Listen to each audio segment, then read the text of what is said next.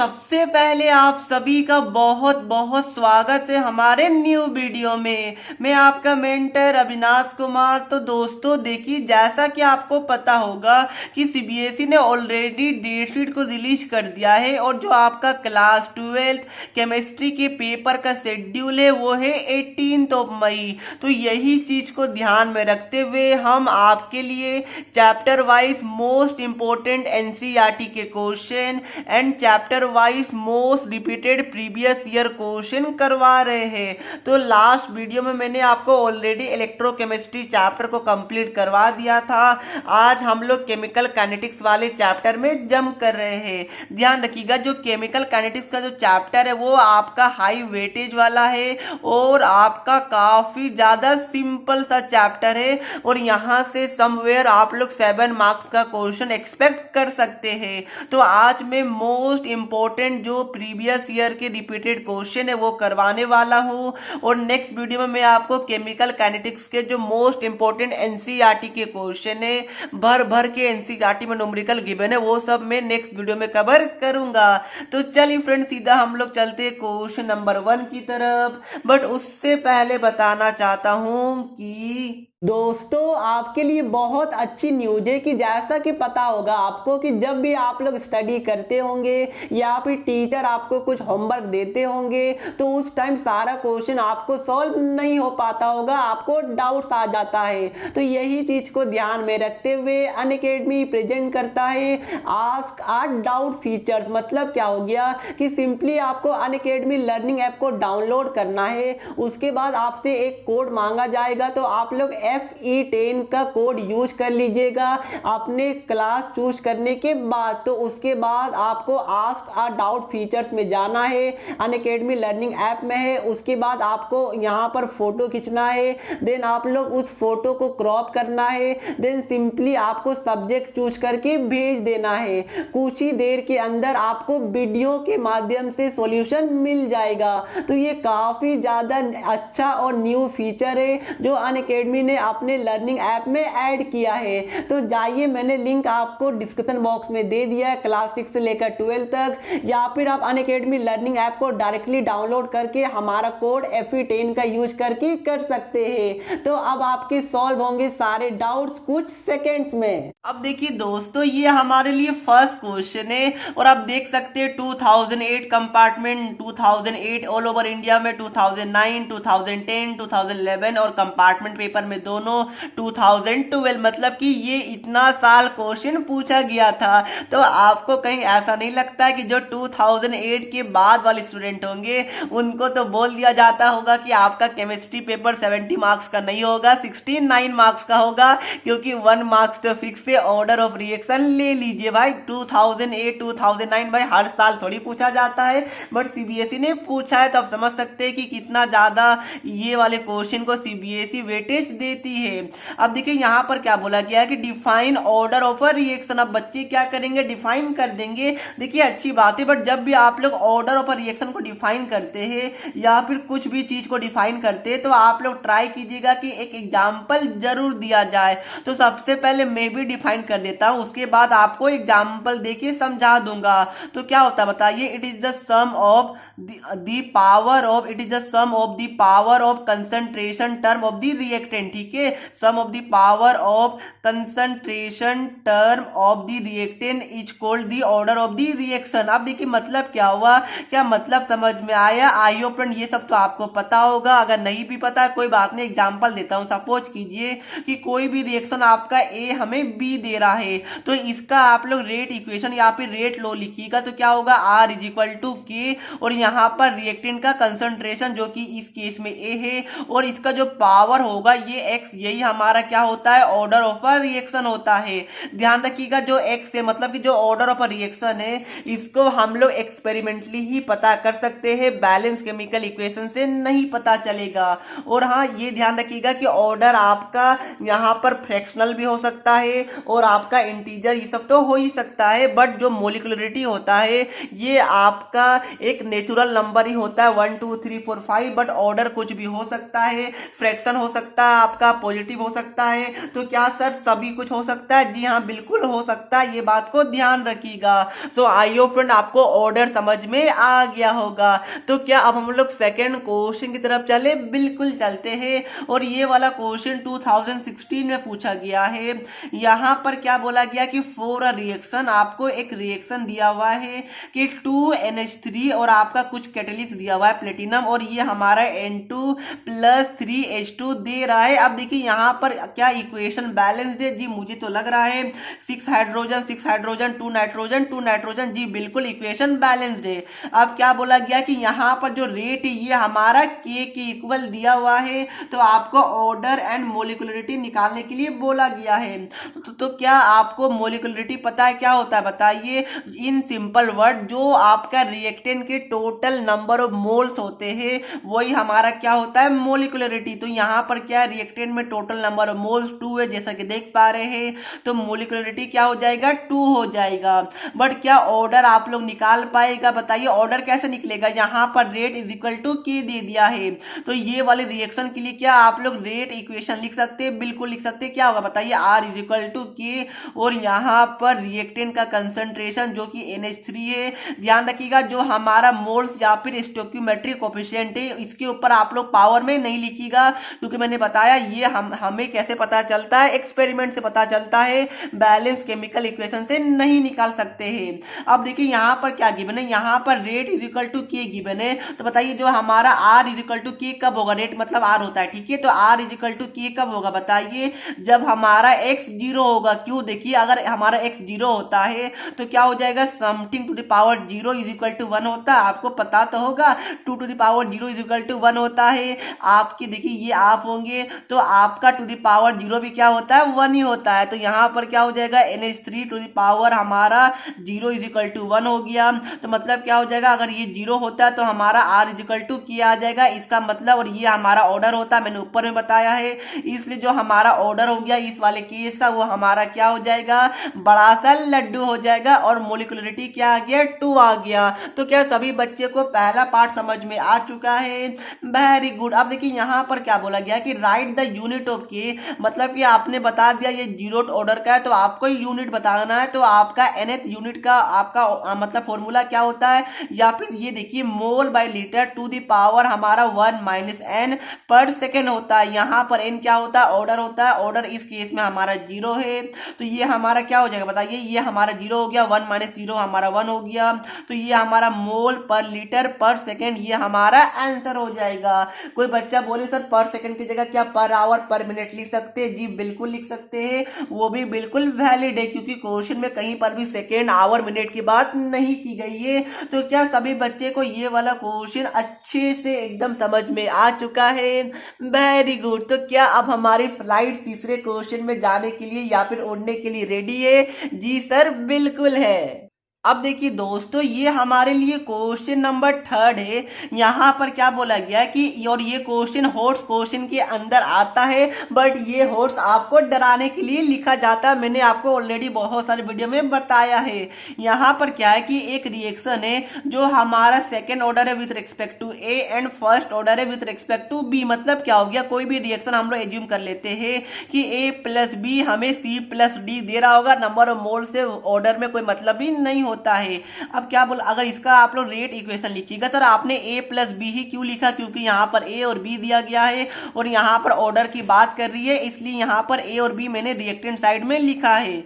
अब देखिए और बोलिए कोई बच्चा कि सर A+B C भी तो दे सकता है। जी बिल्कुल दे सकता है, उससे हमें मतलब नहीं है। अब इसका रेट इक्वेशन क्या होगा बताइए? R is equal to K, हमारा A का concentration to the power X और हमारा B का concentration to the power Y हो जाएगा, क्योंकि ये हमारा X और यहाँ पर ऑर्डर क्या हो जाएगा? X प्लस Y हो जाएगा। ये बात को ध्यान रखिएगा।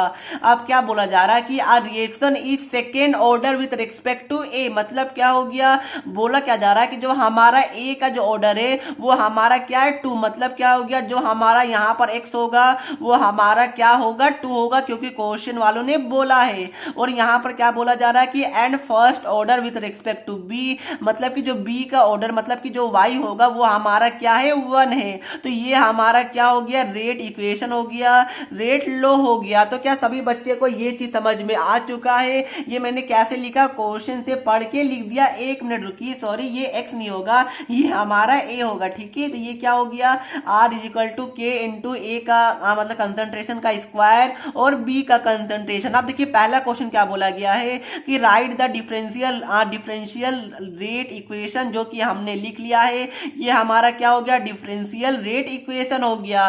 क्या सभी बच्चे को पहला वाला क्वेश्चन तो काफी सिंपल था, आई होप फ्रेंड आपको समझ में आ गया होगा। अब देखिए, और ये क्वेश्चन 3 मार्क्स का, ठीक है। अब देखिए यहाँ पर क्या बोला गया है कि how is the rate affected on increasing the concentration of A 3 times. मतलब क्या हो गया, देखिए अगर मैं सेकंड वाले केस में अगर रेट को 8 डेज से लिखूं तो क्या बोला जा रहा है कि ए की कंसंट्रेशन को 3 टाइम्स बढ़ा दिया गया। तो यहाँ पर न्यू कंसंट्रेशन क्या हो जाएगा, 3a हो जाएगा और इसका स्क्वायर है। बी के बारे में कुछ बात नहीं किया गया, इसलिए हम लोग बी को एज अ कांस्टेंट ट्रीट करेंगे। अब क्या कीजिए, ये दोनों को आप लोग डिवाइड कीजिए, 2 डिवाइडेड बाई 1, इसको 1 मान लीजिए, इसको 2 मान लीजिए, दोनों को डिवाइड कीजिएगा तो हमारा क्या आ जाएगा बताइए, आर डेस बाई आर आ जाएगा, के कट जाएगा, बी कट जाएगा, हमारा क्या, इसको खोल लीजिएगा तो हमारा 9a स्क्वायर हो गया और यहाँ पर a स्क्वायर ये हमारा कटेगा। ध्यान रखिएगा ये कंसंट्रेशन है तो हमारा क्या बच गया, 9 बच गया। इससे हमारा आर डेस क्या आ गया, मतलब कि जो न्यू रेट है वो हमारा क्या आ गया कि जो ओरिजिनल रेट है उससे 9 टाइम्स, सॉरी 9 टाइम्स, जी हाँ बिल्कुल देख लीजिए जी, ये हुआ ठीक है। तो ये हमारा क्या हो गया, ये ए नहीं होगा आर, जो हमारा न्यू रेट आया वो हमारा 9 टाइम्स ओरिजिनल रेट से ज्यादा आएगा। तो क्या सभी बच्चे को सेकंड वाला क्वेश्चन भी समझ में आ चुका है?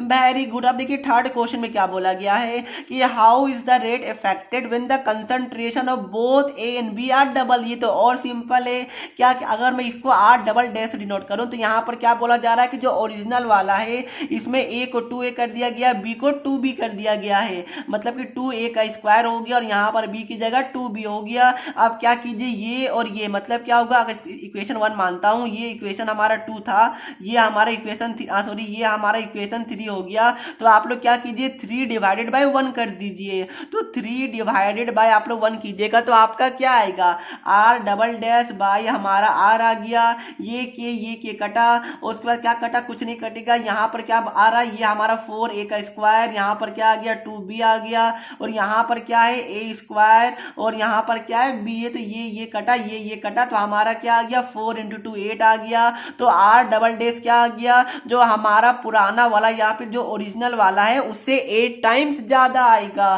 तो क्या सभी बच्चे को ये वाला क्वेश्चन भी समझ में आ चुका है? क्या हॉट्स क्वेश्चन था? बिल्कुल नहीं था, ये तो हलवा क्वेश्चन था। अब देखिए ये हमारे लिए नेक्स्ट क्वेश्चन नंबर 4 है, इसको ध्यान से पढ़िए। और ये वाला क्वेश्चन भी आपका क्या हॉट्स के अंदर आता है, मान सकते हैं, बट काफी ज्यादा सिंपल क्वेश्चन है। अब देखिए यहाँ पर क्या बोला गया, कोई रिएक्शन दिस गिवन है, आपको क्या बोला जा रहा है कि ये सब डेटा आपको यहाँ पर कलेक्ट किया गया एक्सपेरिमेंटली, ठीक है। आपको सोचना नहीं है कहाँ से आया कैसे आया, दिया हुआ है तो आप लोग मान लीजिए। अरे भाई मैथ्स में तो इतना मानते हैं, लेट, तो केमिस्ट्री वाले ने कुछ चीज ऑलरेडी दे दिया तो क्या आप लोग उसको नहीं मानेगा? बिल्कुल मानेगा। क्या घर में मम्मी पापा का बात नहीं मानते होंगे? नहीं मानते सर जी हम लोग, आप सभी तो बदमाश से मानना चाहिए। अब देखिए यहाँ पर क्या बोला गया कि इनिशियल कंसंट्रेशन ऑफ NO दिया हुआ है। सबसे पहले क्या कीजिए, इसका आप लोग रेट यहाँ पर रेट डिफरेंशियल इक्वेशन लिखिए, जो कि हमारा R इज इक्वल टू के आ जाएगा, यहाँ पर NO to the power x आ जाएगा और हमारा Cl2 टू द पावर क्या आ जाएगा, y आ जाएगा।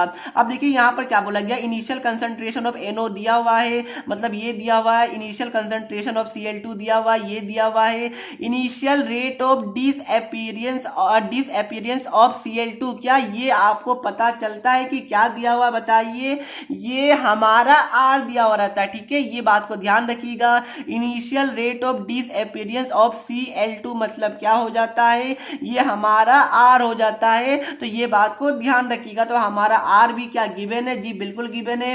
देखिए आपको निकालना क्या है, आपको निकालना सबसे पहले तो आपको write the expression for rate law लिखना है, मतलब मतलब यही वाला आपको एक्सप्रेशन लिखना, बट उससे पहले ये कब लिखिएगा बताइए, जब आपको एक्स और वाई का वैल्यू पता होगा तभी तो लिखिएगा। क्या आंसर को यहीं छोड़ दीजिएगा? बिल्कुल नहीं, सबसे पहले आपको एक्स और वाई पता लगाना पड़ेगा। तो कैसे लगाएगा? अब बताइए आप लोग इसको कैसे कीजिएगा। सबसे पहले देखिए, एक तो ट्रेडिशनल मेथड होता है, ट्रेडिशनल मतलब लॉन्ग वाला लंबा चौड़ा मेथड होता है। क्या होगा बताइए, देखिए ये हमारा आर है तो यहाँ पर आर की जगह ये पुट कीजिए, के तो कांस्टेंट होगा, एनओ की जगह ये पुट कीजिए, Cl2 की जगह ये पुट कीजिए, एक इक्वेशन, दो इक्वेशन, तीन इक्वेशन ऐसे बनाइए, ऊपर नीचे डिवाइड कीजिए, आपका वहां से एक्स वाई आ जाएगा। वो लॉन्ग कट है, आप लोग कर सकते हैं, बट मैं शॉर्टकट क्या करूंगा। देखिए ये हमारा क्या है, एनओ, तो यहां से यहां अगर हम लोग आ रहे तो ये हमारा क्या कांस्टेंट है, बिल्कुल है। तो यहां पर देखिए, यहां पर यहां आने पे ये तो हमारा कांस्टेंट है, तो यहां पर जो Cl2 का कंसंट्रेशन वो हमारा क्या हो रहा है, इंटू 2 हो रहा है, देख सकते हैं 0.15 इंटू 2 हमारा 0.30 आ जाता है। और यहां पर भी आने से क्या हो रहा है, ये हमारा जो रेट है ये हमारा क्या हो रहा है, ये भी इंटू डबल हो रहा है। तो जब हमारा ए का कंसंट्रेशन कांस्टेंट है, यहां पर देख पा रहे हैं एनओ का कंसंट्रेशन जब कांस्टेंट है तो Cl2 का हमारा डबल हो रहा है, तो जो हमारा आर भी डबल हो रहा है। इसका मतलब क्या हो गया, दोनों डबल हो रहा है, मतलब कि जो हमारा आर है, या फिर मतलब क्या हो गया, यहाँ पर जो हमारा आर है ये हमारा क्या होगा, जो Cl2 का कंसंट्रेशन है इस पे डायरेक्टली प्रोपोर्शनल होगा, क्योंकि हम लोगों ने ए का जो हमारा कंसंट्रेशन है जो एनओ का उसको कांस्टेंट रखा है, Cl2 को डबल हुआ है तो हमारा आर भी डबल हो गया, मतलब कि डायरेक्टली प्रोपोर्शनल है। अब देखिए क्या कीजिए, ये हमारा क्या आ गया, Cl2 का आ गया, तो यहां से y हमारा क्या आ गया, 1 आ गया। अब क्या कीजिए, कोई ऐसा डेटा उठाइए जहां पर हमारा जो Cl2 है ये हमारा कांस्टेंट है। तो देखिए यहां पर देख पा रहे होंगे ये हमारा क्या है, 0.15 से लेकर 0.15, मतलब कि Cl2 का कंसंट्रेशन कांस्टेंट है। तो यहां पर देखिए क्या हो रहा है, 0.15 से 0.30, मतलब कि इंटू डबल हो रहा है, इंटू 2 हो रहा है। तो यहां से यहां आएगा तो देखिए 0.60 इंटू 4, मतलब कि ये हमारा 4 टाइम्स हो रहा है। तो यहां से आपको क्या पता चला कि हम लोग जब Cl2 का कंसंट्रेशन कांस्टेंट रखते हैं तो जो हमारा NO का कंसंट्रेशन है वो डबल हो जाता है, तो जो हमारा रेट है वो हमारा 4 टाइम्स बढ़ जाता है। मतलब क्या हो गया, ये हमारा स्क्वायर के प्रोपोर्शनल होगा, तो मतलब R is directly proportional to NO का कंसंट्रेशन टू द पावर 2 हो गया। क्या सभी बच्चे को ये वाला क्वेश्चन समझ में आ गया? Very good. तो यहां से क्या आ गया बताइए, अगर समझ में नहीं आए तो वो वाला आप ट्रेडिशनल मेथड में लगा सकते हैं, 2-3 इक्वेशन बनाइए, ऊपर नीचे डिवाइड कीजिए, बट ये शॉर्टकट है। आई होप आपको समझ में आया होगा। तो यहाँ से x क्या आ गया, 2 आ गया। तो पहला क्वेश्चन क्या था कि write the expression for the rate law, ये हमारा क्या हो गया, R इज इक्वल टू के, यहाँ पर NO का कंसंट्रेशन टू द पावर 2 हो गया और Cl2 का कंसंट्रेशन टू द पावर 1 ही रह जाएगा। तो क्या सभी बच्चे को ये वाला चीज समझ में आ चुका है? देखिए ये आपका इसको क्या बोलते हैं, ये आपका देखिए कोई ऐसा जरूरी नहीं है। यहाँ पर देख पा रहे होंगे यहाँ पर नंबर ऑफ मोल्स भी 2 था, NO का आगे तो यहाँ पर 2 आ गया, यहाँ पर Cl2 के आगे नंबर ऑफ मोल 1 था तो यहाँ पर 1 आ गया, बट ये कोई जरूरी नहीं है, ये हमारा किस्मत था इसलिए आ गया। तो कोई बच्चे अगर बाय द मिस्टेक गलती से स्टोइकियोमेट्रिक कोएफिशिएंट को भी पावर में लिख लेते ये वाले क्वेश्चन में तो मार्क्स तो मिल जाता, बट अगर क्वेश्चन थोड़ा सा भी घूमता तो आप लोग घूम जाते। तो आई होप फ्रेंड आपको समझ में आ गया होगा। अब देखिए सेकंड क्वेश्चन में क्या बोला गया कि calculate the value of rate constant and specify its unit. ठीक है, मतलब क्या हो गया, आपको की निकालने के लिए बोला गया है। तो क्या नहीं निकाल पाएगा बताइए, कैसे निकालेगा? हम कोई भी एक इक्वेशन उठा लीजिए, चलिए हम लोग पहला वाला उठाते हैं। तो ये हमारा आर क्या है, 0.60 है, यहाँ पर के हमारा के ही रहेगा, NO क्या है हमारा 0.15 का स्क्वायर हो गया, यहाँ पर Cl2 क्या है 0.15 हो गया। अब देखिए क्या यहाँ से आप लोग के नहीं निकाल पाएगा? अरे यार ये तो कैलकुलेशन बच्चा है, कितना इजी है बताइए, क्या नहीं निकाल पाएगा? आराम से निकलेगा। अब देखिए क्या बोला गया, यूनिट भी पूछा गया, तो ये कौन सा ऑर्डर का रिएक्शन है बताइए? तो ऑर्डर क्या होता है हमारा, देखिए ऑर्डर हमारा होता है x प्लस वाई, इस वाले क्वेश्चन में x2 है y1 है, तो ऑर्डर हमारा क्या हो गया 2 + 1, ये हमारा 3 हो गया। तो इसका क्या बोला गया, आपको यूनिट पूछा गया, तो यूनिट कैसे निकालेगा, मैंने आपको जस्ट बताया था, mole by litre to the power 1 - n, तो यहाँ पर n 3 है और ये हमारा पर क्या सेकंड होगा जी। देखिए यहाँ पर मिनट में हमारा दिया हुआ है तो आप लोग पर मिनट लिखिएगा। तो आप क्या हुआ, ये तो आपका ये -2 हो गया, ये हमारा क्या हो जाएगा, यूनिट हो जाएगा थर्ड ऑर्डर का। तो क्या सभी बच्चे को समझ में आ रहा है? आई होप फ्रेंड आपको अच्छी से समझ में आ रहा होगा। अब देखिए यहाँ पर क्या बोला गया कि what is the initial numerical rate of disappearance of Cl2 is experiment number 4। मतलब जो ये एक्सपेरिमेंट नंबर 4 है, ये जो वाट देख पा रहे यही वाट आपको निकालना है। मतलब क्या हुआ, ये आपको R निकालना है, तो कैसे निकालेगा बताइए। R इज इक्वल टू के हो जाएगा और हमारा 0.25 का कंसंट्रेशन का स्क्वायर और यहाँ पर 0.25 हो जाएगा। के क्या होगा, के आपने यहाँ से आप लोग निकाल लीजिएगा, जो भी के आएगा आप लोग यहाँ पुट कीजिएगा, हमारा R आ जाएगा और जो R होगा वही हमारा इसका आंसर हो जाएगा। तो क्या सभी बच्चे को ये वाला क्वेश्चन समझ में आ चुका है? Very good. अब देखिए दोस्तों, ये हमारे लिए नेक्स्ट क्वेश्चन है और ये क्वेश्चन प्रीवियस ईयर मतलब 2020 में पूछा गया है और 2 बार पहले भी पूछा जा चुका है। इवन अब तो ये क्वेश्चन हर साल पूछा जाता है। यहाँ पर क्या है, LNR और टाइम का ग्राफ दिया गया है और आपको यहाँ पर नीचे टोटल 3 क्वेश्चन पूछा गया है। अब ध्यान रखिएगा कि जो आपके सिलेबस में है, जो न्यूमेरिकल क्वेश्चन या फिर ग्राफिकल क्वेश्चन आते हैं, वो आपके यूजुअली 0 ऑर्डर और फर्स्ट ऑर्डर से ही पूछे जाते हैं। सेकेंड थर्ड ये सब आपके सिलेबस में भी नहीं है, बस यूनिट ही पूछा जाता है, उससे बाहर तो कभी भी नहीं पूछा जाता था, जाता है ना जाता रहेगा। अब देखिए यहाँ पर क्या बोला गया, ये ग्राफ है LNR और टाइम के बीच में। तो देखिए आपने एक इक्वेशन पढ़ा होगा K is equal to 1/T। यहाँ पर LN हमारा initial concentration bye final concentration, क्या आपने पढ़ा है।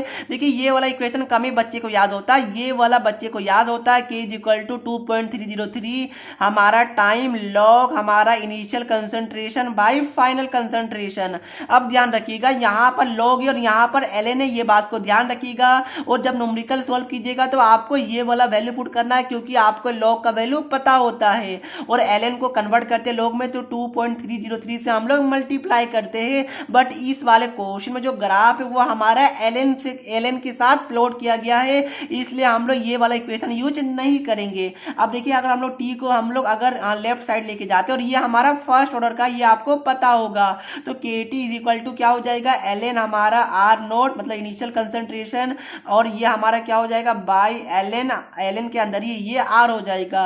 अब देखिए ये हमारा क्या हो गया के टी, ये हमारा LN R0 हो गया माइनस हमारा क्या हो गया LN R हो गया। अब देखिए ये सर आपने क्या कर दिया, एक प्रॉपर्टीज होता है लॉग का, log P by Q is equal to log P minus log Q होता है, ये हमारा लॉग का प्रॉपर्टीज होता है। तो इसमें मैंने ब्रेक किया। अब देखिए y एक्सिस में क्या लिखा हुआ है LNR है, मतलब ये y हो गया। तो क्या कीजिए आप लोग LNR को यहाँ पर लिख लीजिए और ये R0 को सॉरी ये हमारा R दिया हुआ ना, तो आप लोग क्या कीजिए इसको ले जाइए, तो ये हमारा LNR हो गया। क्या कीजिए आप लोग KT को क्या कीजिए आप लोग राइट साइड लेके आइए, तो ये हमारा माइनस KT हो गया प्लस क्या हो गया LN हमारा R0 हो गया। अब देखिए आपको पता होगा स्ट्रेट लाइन का equation y is equal to mx plus c, जहां पर y ये है हमारा x, क्या देखिए x हमारा यहाँ पर t है, मतलब x हमारा t है, तो यहाँ से m क्या होता है स्लोप होता है, तो यहाँ से m क्या आ गया m हमारा माइनस k आ गया। कंपेयर करके आप लोग देख सकते हैं और m हमारा स्लोप होता है और ln R0 क्या हो जाएगा, ये हमारा y इंटरसेप्ट मतलब कि c हो जाएगा। अब देखिए यहाँ पर यही वाला है, देखिए क्या हो रहा है LNR और टाइम देखिए, तो देखिए यहाँ पर LNR और टाइम में यहाँ पर नेगेटिव है, मतलब क्या हो रहा है डिक्रीज हो रहा है। तो ये ग्राफ बिल्कुल हमारा सही है और ये हमारा इक्वेशन भी सही है, मतलब कि ऑर्डर क्या हो जाएगा फर्स्ट ऑर्डर हो जाएगा। स्लोप क्या हो जाएगा, स्लोप मैंने बताया कि यहाँ पर निकाल के स्लोप हमारा माइनस के आ गया और हमारा यूनिट ऑफ रेट कांस्टेंट क्या आ गया, वो हमारा फर्स्ट ऑर्डर का आपको यूनिट पता होगा mole by litre to the power 1 minus n, मतलब कि 1 माइनस 1 ये हमारा 0 हो गया पर सेकेंड, तो ये हमारा क्या आ जाएगा पर सेकेंड आ जाएगा। इस वाले का हमारा यूनिट आ गया। तो क्या सभी बच्चे को ये वाला क्वेश्चन समझ में आया है? देखिए समझ में आया होगा तो काफी अच्छी बात है, नहीं समझ में आया तो मैं आपको हिंट देता हूं। देखिए और ये आपके लिए होमवर्क क्वेश्चन है।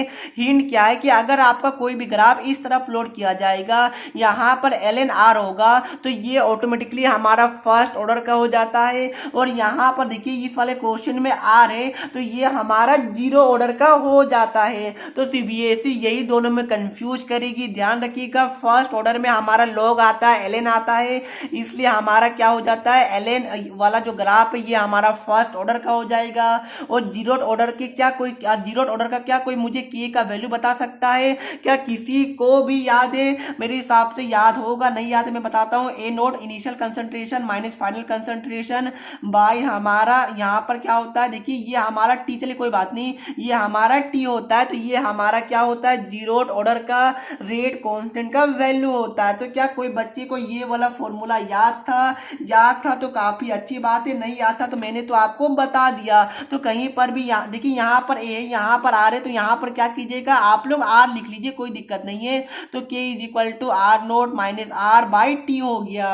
अब ध्यान रखिएगा, ध्यान क्या रखना आपको कि यहाँ पर अगर आर रहेगा तो ये हमारा जीरोथ ऑर्डर हो जाता है, एल होता है तो हमारा फर्स्ट ऑर्डर हो जाता है। तो ये आपके लिए होमवर्क है, मुझे कमेंट करके बताइए कि ऑर्डर क्या होगा। वैसे तो ऑर्डर मैंने बता दिया, और स्लोप क्या होगा ये आप लोग मुझे इस वाले इक्वेशन से आप लोग मुझे कमेंट करके बता दीजिएगा। तो ये आपके लिए होमवर्क क्वेश्चन है। तो चलिए फ्रेंड, ये वीडियो को हम लोग यहीं पर समाप्त करते हैं। आई होप फ्रेंड आपको वीडियो में बहुत मजा आया होगा।